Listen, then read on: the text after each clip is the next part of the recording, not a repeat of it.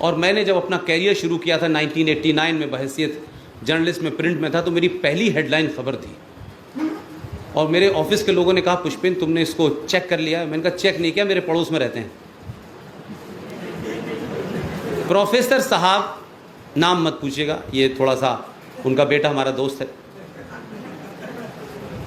Professor साहब थे, एक लड़के को रिसर्च करा रहे थे, ये अलीगढ़ यूनिवर्सिटी के हैं और साइंस केमिस्ट्री में प्रोफेसर थे।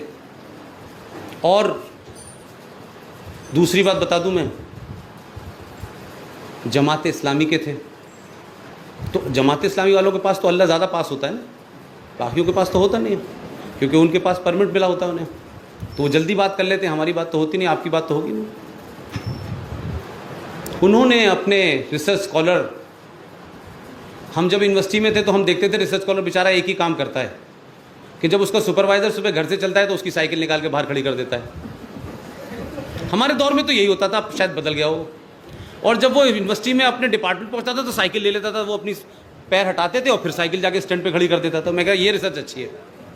ये ऐसे होता था, अमूमन यही अंदाज होता था। उसमें आप ये भी कह सकते हैं कि एक उसका डिवोशन भी होता था अपने सुपरवाइजर के प्रति। उसको ये भी मत लीजिए कि ये कोई बड़ा बुरा काम है, लेकिन उसका एक एटीट्यूड होता था। उनके अंडर में एक साहब रिसर्च कर रहे थे। अब रिसर्च उस ज़माने में पैसे वैसे भी बड़े मुश्किल से मिलते थे कि इसमें करेंगे तो मिलेगी, उसमें करेंगे तो नहीं मिलेगी। फ़कत ये हुआ कि साहब वो रिसर्च स्कॉलर को एक लड़की से इश्क हो गया, अपने साथ वाली से। अब रिसर्च करने वाले लड़के की इतनी तो उम्र होती है, उसे इश्क होना जायज़ है भाई उसका। लेकिन ये भी हम तमाम सारे कॉलेज वालों की एक बड़ी अजीब टेंडेंसी है कि कॉलेज में इश्क तो हो जाता है और बड़ा परवान चढ़ता है। खैर वक्त ये हुआ कि वो रिसर्च स्कॉलर साहब जो थे, उनको एक लड़की से इश्क हो गया। उन्होंने कहा तुम मेरे जो सुपरवाइज़र हैं, यही तुम्हारी रिसर्च पूरी करा देंगे, तुम भी एडमिशन ले लो। उससे क्या बढ़िया बात थी, उन्होंने उसी सुपरवाइज़र के अंडर में रिसर्च करना शुरू कर दी। अब दोनों के लिए आसानी हो गई थी। लेकिन अब क्योंकि वो ज़्यादा नज़दीक थे, लिहाजा रिसर्च से टाइम ही नहीं मिलता था पर्ची भिजवाने का अंदर, तो अब वो मामला आगे बढ़ गया और उसके बाद शादी हो गई उन लोगों की। अब शादी हो गई तो सवाल ये हुआ कि भाई कमाए कहाँ से, क्योंकि वो जो स्कॉलरशिप थी उससे तो बात बनती नहीं थी। और शादी होने के बाद यूनिवर्सिटी के कैंपस में आप रह नहीं सकते थे, क्योंकि हॉस्टल में आपको जगह नहीं मिलेगी। तो कुल मिलाकर के वो पैसे की किल्लत और कुछ चीज़ों की झगड़ा जब शुरू हुआ, तो प्रोफेसर साहब ने ये राय दी अपने स्टूडेंट को कि यार तुम ये क्या तुमने मुसीबत पाल ली है भाई, ये रोज़ रोज़ तुम आते नहीं हो, फलाना नहीं होते, ढिमाका नहीं होते, ये बड़ी चिड़चिड़ चलती रही। ये सब मेरी आंखों देखा किस्सा है, मैं स्टूडेंट था उस वक्त। उन्होंने कहा तुम इसको तलाक दे दो। अब वो लड़का बेचारा बड़ा घबराया। उन्होंने कहा यार अगर इसकी बात नहीं मानी तो रिसर्च गई मेरे हाथ से। खैर वो 2-3 महीने बाद वो तलाक दे दिया। अब जब तलाक दे दिया तो प्रोफेसर साहब बड़े समझदार आदमी थे, ये तो बाद में पता चला। उस वक्त तो वो नमाजी थे भाई, लंबी चौड़ी दाढ़ी थी, टखनों तक उनका कोई पजामा रहता था, 24 घंटे शेरवानी में रहते थे, लगता थे अल्लाह के अलावा कोई दूसरी बात ही नहीं करते। अब जब उसे तलाक वलाक दे दिया भाई मेरे, तो कुछ दिन बाद वो पता चला कि उन्होंने लड़के से कहा कि भाई अब तुम क्या करोगे भाई, कि नहीं साहब देखिए ऐसा है, गलती हो गई, फलाना हो गया, ढिमाका हो गया। 1-2-3 महीने के बाद उन्होंने कहा कि तुम शादी कर लो दोबारा से। यानी आप ही ने पहली एडवाइस की और दूसरी भी एडवाइस आप ही ने की। अब उसने कहा कि साहब मैं तो तैयार हूँ सर, ज़रा आप उससे कहें, समझाएं। उसको समझाया, वो तैयार हो गई। जब वो तैयार हो गई तो कुरान शरीफ बीच में आ गया। उन्होंने कहा इसमें तो लिखा है कि लड़की अगर तलाक देगी या दोनों के बीच में तलाक हो जाएगा तो उसके बाद अगर दोनों रजामंद हों और दोबारा से शादी करना चाहें तो इस्लाम ये कहता है कि इस लड़की को किसी गैर मर्द से शादी करनी होगी और फिर उसके साथ वो रहेगी और उस मर्जी से रहेगी कि वो जिससे शादी की है वो उसे 1 हफ्ते में छोड़े, 6 महीने में छोड़े, 6 साल में छोड़े। तो भाई ये तरीका है, उसके साथ उसको शादी। तो अब इन्होंने कहा क्या शॉर्टकट तरीका है, इससे बदनामी ना हो। तो केमिस्ट्री के प्रोफेसर बड़े समझदार थे, बोले ऐसा है घर की बात घर में रहेगी, मैं शादी कर लेता हूं। नहीं अभी तो क्लाइमेक्स आई नहीं। No is a real time story, it's not film Nikah. ये निकाह फिल्म नहीं है। उन्होंने शादी कर ली।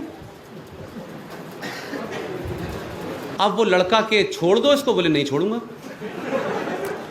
आप यकीन मानिए वो लड़का अलीगढ़ में है, हमारे दोस्त बताते हैं पुष्पेंद्र कभी पत्तों को गिनता है, कभी दीवार को गिनता है, पागल हो गया। और उन साहब ने उस लड़की से शादी करके उसे लीगल तलाक नहीं दिया तो वो बेचारी कहीं जा नहीं सकती। दोनों बीवियां उनकी, एक गुजर गई, अब दूसरी है, और वो वहीं रह रहे हैं। ये पढ़े लिखे मुसलमान के बारे में बता रहा हूँ जो प्रोफेसर था यूनिवर्सिटी का। तो मेरा कहना यह है कि आप बहस करें, खूब जम के करें।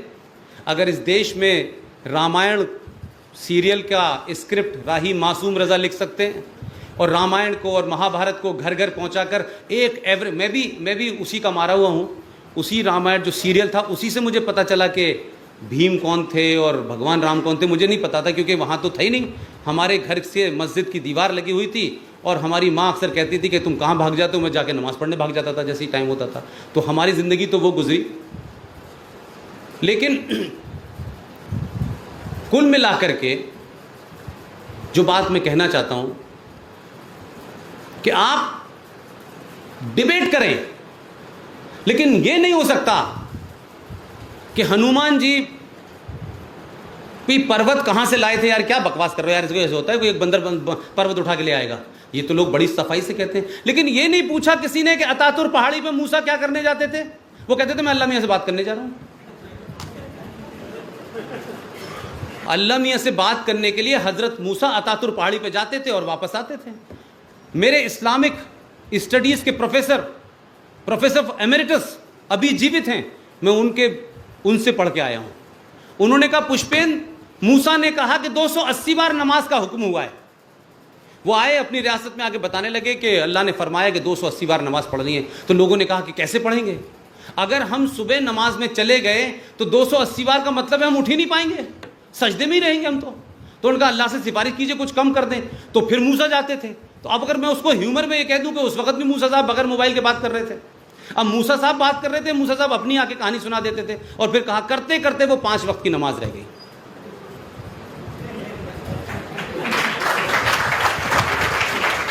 नमाज पढ़ें।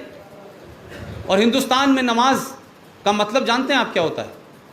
ये संस्कृत का शब्द है, किसी को अपने सामने, उसके सामने सरेंडर कर देना, ये संस्कृत का शब्द है। पूरे इस्लामिक वर्ल्ड में नमाज को सलाह कहते हैं। I am right? यस।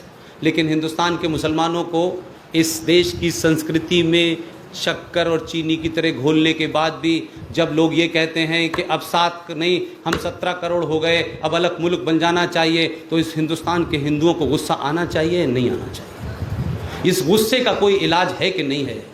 और आतंकवाद के बारे में 2 लाइन कह के अपनी बात समाप्त करता हूँ कि पूरी दुनिया में जहाँ भी आतंकवाद हो रहा है, जहाँ भी हो रहा है, मेजॉरिटी आतंकवाद सक्सेसफुल होता है, माइनॉरिटी आतंकवाद सक्सेसफुल नहीं होता। अगर पंजाब में आतंकवाद सक्सेसफुल हुआ था इसलिए कि वहाँ मेजॉरिटी सिखों की थी। अगर कश्मीर में आतंकवाद रोज़ सक्सेसफुल होता है तो इसलिए कि वहाँ मुसलमानों की वो है। लेकिन अगर इस देश के उन लोगों को जो 800 साल गुलाम रहे, जिनके बारे में कहा जाता है ये कावड़ हैं, ये कायर लोग हैं, ये बेहया लोग हैं, कुछ भी कर लो हिंदू रिएक्ट नहीं करता। लेकिन माफ़ कीजिएगा, अगर आप दीवार पे जा कर के उसको टिका देंगे, अगर आप उसको बैक टू द वॉल करेंगे, तो 2012 में जो बर्मा में हुआ है वो हिंदुस्तान में ना हो जाए। इस डर के साथ अपने साथियों को समझाइए कि इस्लाम का प्रचार करें, मोहम्मद साहब का प्रचार करें, लेकिन खुदा के वास्ते इस हिंदुस्तान की मेजॉरिटी को उस दूर तक मत धकेलिए कि वो रिएक्ट करना शुरू कर दे। और ये रिएक्शन के बाद फिर न कोई जैसे मोहम्मद होगा, ना हरकुल अंसार होगा, ना दुख्तरान मिल्लत होगी, फिर अल्लाह जाने क्या होगा। बहुत बहुत शुक्रिया। खुदा हाफ़िज़।